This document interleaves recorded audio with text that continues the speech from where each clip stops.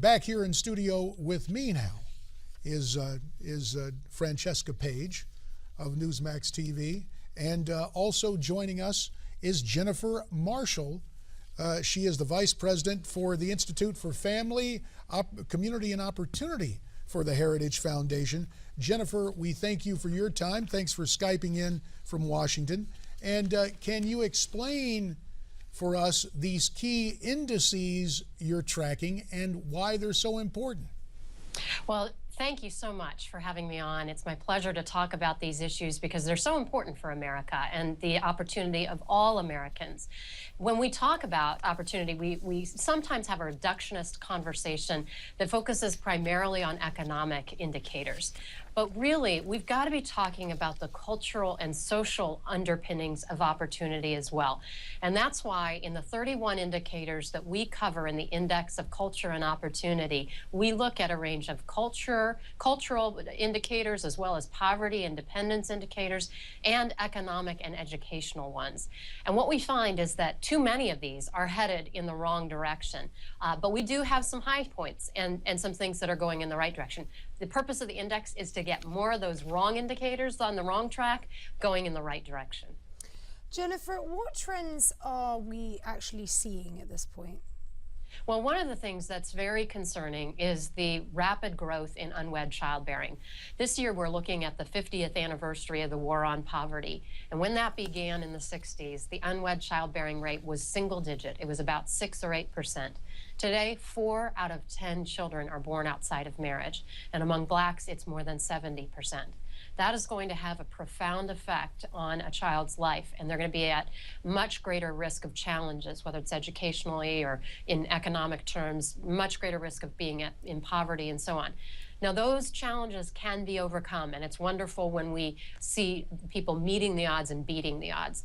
But we do have to admit these are odds that have to be overcome, and that's why following this as a society and bringing policy and cultural effort to bear on these questions is the way that we can turn these indicators around. It's what we're trying to do with the Index of Culture and Opportunity.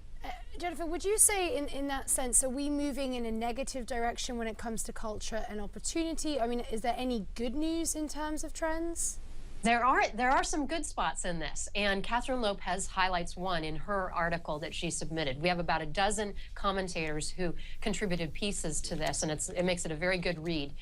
One of the great positive lights is that the abortion rate is declining, and that has been the result of focused policy energy. We've seen so many pro-life laws passed at the state level, and also cultural effort. All the creative ways that churches and ministries and individuals are reaching out to help women who may be facing an unplanned pregnancy. These have brought about a reduction in the abortion rate, and it's still too high. We have far too many abortions in America, but we have made progress and we can make more. Jennifer, one of the indicators you chart is self-sufficiency, or the ability of a family to sustain an income above the poverty line without welfare assistance. We've seen a decline in the number of people living in poverty, actually increasing by more than 2 percentage points. So why this uptick, and have the administration's social welfare policies played a part in this uptick? So what we're seeing is that since the beginning of the War on Poverty, the poverty rate has remained pretty much the same. It's very largely unchanged.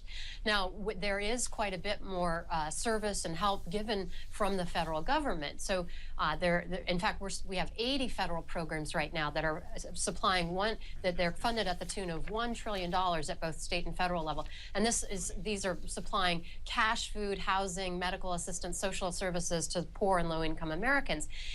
And what we're seeing is that there's greater dependency on these programs, but there hasn't been an increase in the self-sufficiency. That is the ability of a family to maintain themselves, maintain their household, absent these forms of government welfare. So, and that's ironic, because what President Johnson wanted to do with the War on Poverty was precisely that, to increase self-sufficiency. So instead, what we've seen as the legacy of the Great Society and the War on Poverty is cyclical kind of dependence, that a welfare dependence that's passed on too many times from generation to generation. So we're going to have to break that cycle by focusing on two things: focusing on work and on marriage, because often child poverty is associated with father absence, and dependency on welfare is associated with single parent homes. So rebuilding a culture of marriage, reestablishing work is highly important. It's something we discuss in the Index of Culture and Opportunity. So Jennifer, let's hone that down, taking self-sufficiency as an example here. How do you think we should reverse these negative trends, in your opinion? Well, number one, policymakers need to understand the incentives that policy brings about. If we have a welfare system that is offering handouts rather than a hand-up system where work is expected of those who are able-bodied and able to contribute, we're going to see more worklessness. If we have a work-based welfare policy, we're going to see greater movement towards independence. The same thing with regulations. If we have a high burden of regulation on new startup businesses, we're going to see fewer jobs created by those startups. So incentives matter in policy. And then the second piece is the story of personal responsibility that's a part of any of these cultural indicators. It begins with us. It begins with me and how I live my life and how each of us lives our lives, and then how we work together in community, whether that's in the family, in the neighborhood, in the religious congregation. All of these communities have a role to play in restoring our culture. And as you point out where it begins, Jennifer Marshall, that's where we'll have to end it right now. We thank you for your perspective on this as the Vice President of the Institute for Family, Community, and Opportunity at the Heritage Foundation.